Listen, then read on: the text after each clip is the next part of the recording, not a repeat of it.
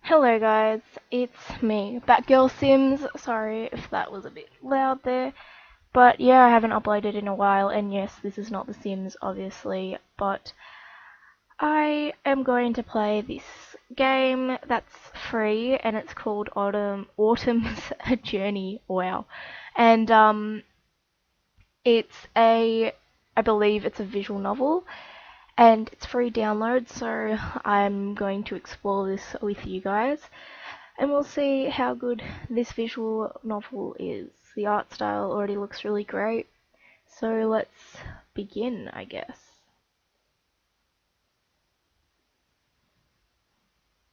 Chapter 1, The End of Summer.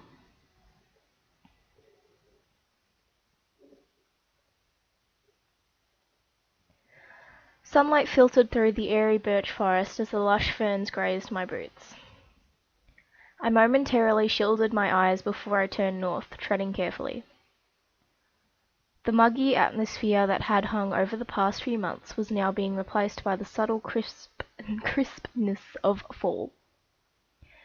Though the trees were still vibrantly green, apple-picking season was fast approaching for the town of Berry. I cheerfully stretched one arm toward the sky, inhaling deeply. And thus my weekly scouting for monsters, bandits, or anything out of the ordinary that may harm local citizens is over. Right. And that concludes my mission. I'm not sure if the voice is loud enough, so let's just... yeah. Okay. Maybe that will be a little better. And that concludes my mission. I laughed, wondering why I announced my agenda to no one. I guess that laugh was so scary. I guess I always just wanted to say that out loud. Walking around alone does promptly put you into monologuing just so you can hear a voice. Oh my god, I can't speak. I just wish I wasn't restricted to freelance work in Berry, though. How long is my training going to last? Oh my god. I'm more than ready for knighthood. I can do this. I adjusted my sword belt, making sure the hilts could be pulled out at a moment's notice. Humming, I decided to meander back to the village by following the thin river down the gentle slope. I love the terrain here. There was always an inclination and higher up, and I could get a breathtaking panorama of Berry and its endless orchards. I am so sorry, guys. I cannot speak. Uh, Especially in autumn when the leaves were so vibrantly red that the entire forest seemed to ignite, and the smell of frost and fallen foliage lingered welcomely. It was then I spotted something entirely out of the ordinary near the riverbank, leaning against a tree. Birch trees were not exactly comfortable resting spots, and I did not recognize the stranger's attire. Hello, are you a traveller? His face came into view, and I realized he was sleeping, but that's not what caught me off guard. He had beautiful protrusions resembling shale shards jutting out of his long hair, right where someone's ears should be, or was it decoration covering his ears? What are shale shards? Okay, I guess that's what it is, but okay. I suddenly wanted to touch them, but I resisted. If he woke up in an untimely manner, it would be awkward to explain. At first I was about to leave, but then I noticed something else rather odd. I saw no bangs, no possessions, or anything else on him. This place was too far away from civilization for a simple afternoon stroll. Wow. Was he mugged? And if he had been in Berry previously, I would have known. It was that small of a town. Curiosity won me over. Hello?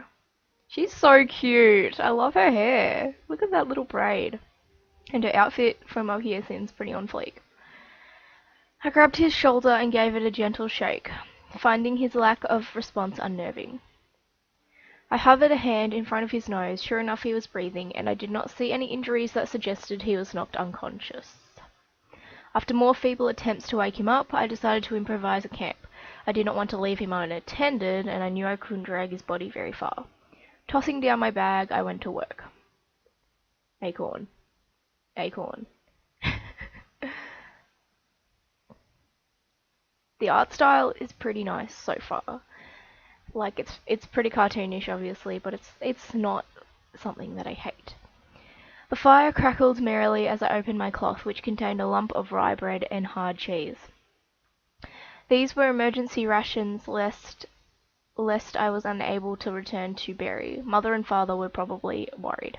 Just as I was about to bite into the cheese, I saw movement and glanced up, eyeing the stranger. Sorry. Setting my foot down, I cautiously shuffled over. I had previously placed his body in a supine position and used my bag as a substitute pillow that was probably more lumpy than anything else. It was better than nothing. Are you awake now? You've been out all afternoon. I was getting worried. Why is it being so laggy? Whoa. In a split second he shot up and then he clumsily fell back. I caught his arm to steady him. Whoa, take it easy, you just got up.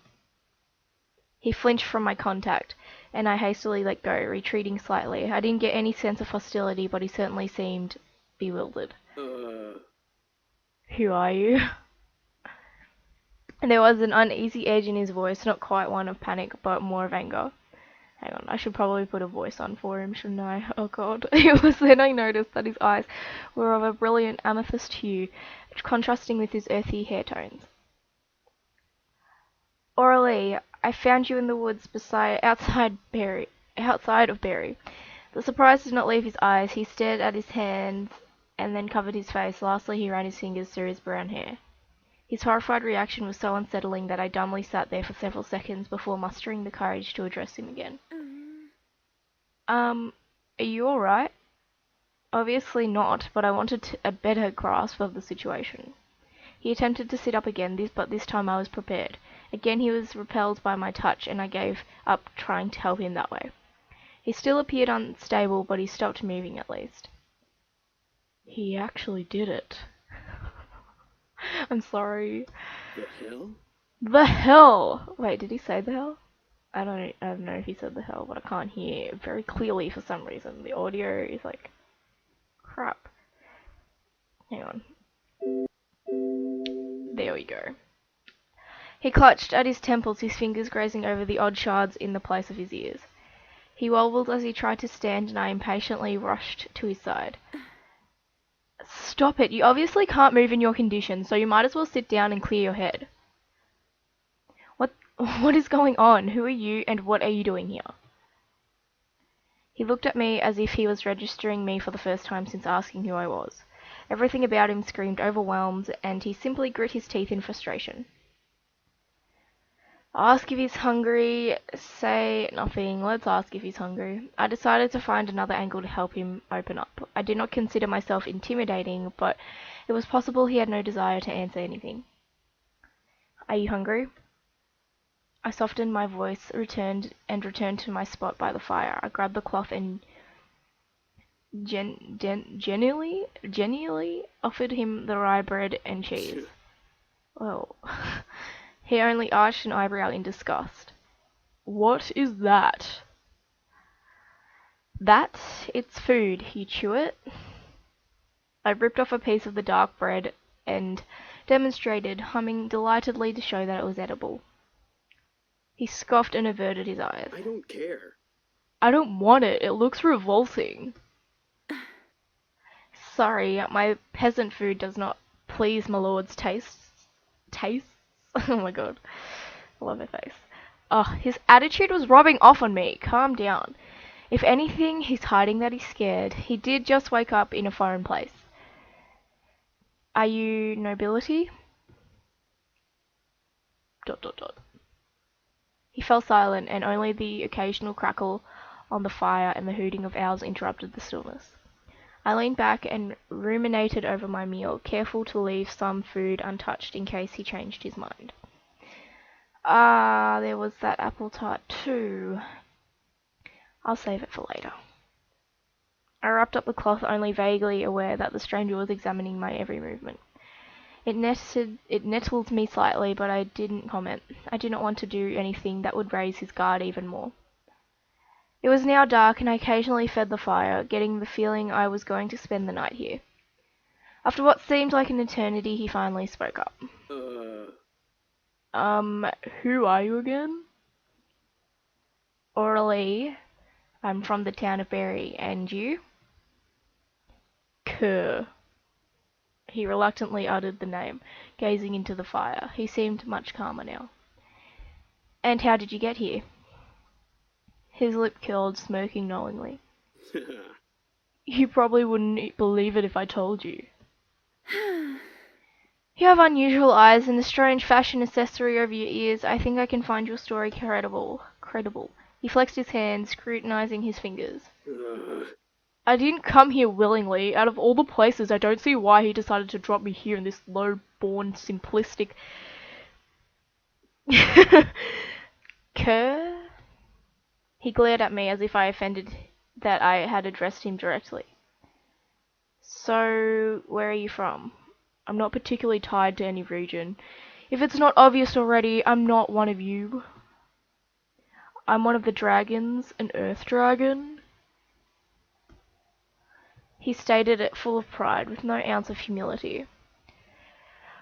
Dubiously, I inspected him from head to toe, taking note of the stone, like juts for ears, and his remarkable eyes. He balked under my stare, but quickly regained his dignity. So, why would an earth dragon be here? It's not because I wanted to! Oh my god. Why is he such a, 2-year-old? Wow, my English, jeez. He blurted it out angrily, then touched his unique ears for comfort. I sighed, then tilted my head as I absorbed his explanation. Alright, I'll admit I'm not exactly accepting this as feasible, but I'm not dismissing it either. You can't transform back? If I could, do you think I would remain in this pathetic body? So weak. I instinctively patted my sword hilt to counter that remark, but stopped when I saw him attempt to stand again. Whoa!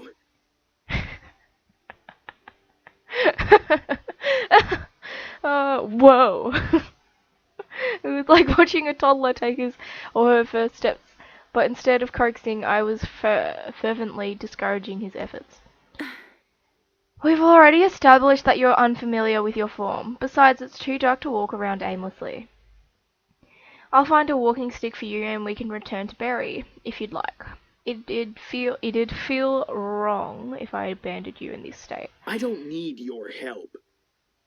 Well, okay then. Are you saying I can't handle myself? Yeah, I am. I'm pointing it out. Realizing we were both escalating our voices, I looked away in a huff, not wanting to have our encounter turn sour so rapidly. An altar.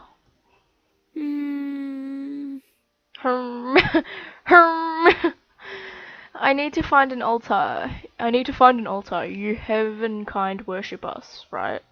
Yeah. Well, yeah, I mean, the dragonkind were here first, so it's only natural we pay our respects. Okay, sorry, I just tapped the keyboard a little too loud then.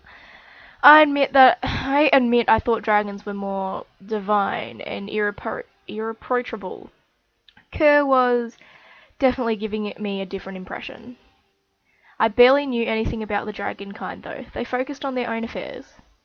You will take me there. It was a plain statement, not a suggestion nor a plea. Why an altar? They're all heavenkind made. How would it help you? He parried my questioning exasperated. Oh my god, exasperatively, I can't speak. It doesn't matter. Do you know where one is? Yeah. Yes, there's one not far from here. There's a cave that leads to it. Why is she angry when she says this? Yes, there's... Okay, hang on, let's read that again. Yes, there's one not far from here. There's a cave that leads to it. Good, we should go there this instant. He obstinately tried to stand up again, but I lunged forward and firmly sat him back down. He glared at me in disbelief, but my will was as stubborn as his. Morning, we will do this in morning. We will do this in the morning. Get some sleep, and I'll find an ideal walking stick. I don't think you'll master bipedalism. Sure, without some assistance, especially not in a day. And it will be difficult if I have to physically support you the whole way here. There. Oh my god. So just take it easy tonight. I'll even keep watch while you sleep. He fell silent and gave a reluctant nod, closing his eyes wearily. I sighed gratefully, feeling moderately triumphant over the battle of the pig-headedness. While Kerr grumbled, I leaned over and pulled a small blanket out of my bag. The temperature was still present. Oh, sorry guys. I just want to deeply apologize for how crappy I am speaking. It's terrible. I can't even deal. Alright, let's try this again. Alright, okay. Whew. We can do it. We can do it. After returning some items, did I read that last one? I don't think I read that last one fully. Can we go back? Ah, no, what is this? Return. Whatever. After returning some items to my bag, I reshaped it so it was a passable pillow again and offered it to Kerr, who seemed puzzled by its purpose. Believe me, you'll need something comfortable or you'll have trouble sleeping. Worse, you'll wake up with a sore back and getting to the altar will be even more troublesome. Wow, that laugh was extremely creepy. Sorry guys, I'm just muting my phone because it's kind of just being really annoying right now. Unwanted text messages from unwanted people. The sass.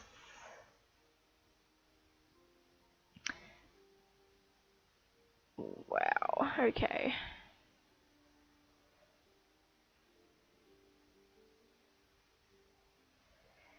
Sorry guys, I'm just reading this stupid thing.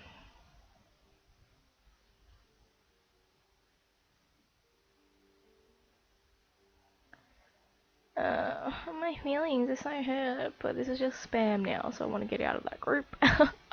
Sorry guys. I'll edit that out maybe, I don't know. You already slept on it once. I think you can figure out how to support your head with it again. I laughed sheepishly at my own stab at lightening the mood, but I could tell it wasn't working for Kerr. Disgruntled, he lay down on his side and experimented with a few positions before resting his head in satisfaction. At first he refused to use the blanket, but as the temperature dropped, he discreetly pulled it toward him when he thought I wouldn't notice. Probably to hide his expression, he rolled over so his back was to me and the campfire. I had the feeling the initial shock took a lot out of him, and I admittedly hadn't helped when he'd ruffled my feathers more than once. Now that he slept, any irritation I still felt dispersed along with the summer heat. I would need to be mentally and physically prepared for tomorrow. Stay cool and collected as autumn. I poked the fire and stayed on my watch until exhaustion beguiled me into resting my eyes for just a few minutes. Pretty nice so far, I think. I don't know how long I've been filming this. Hang on, let's check. Does this tell me a time? It does not tell me how long I've been filming this, I don't think. No, it does. Okay, so I think I'll stop here and I'll start part 2 probably immediately after this. So see you guys in the next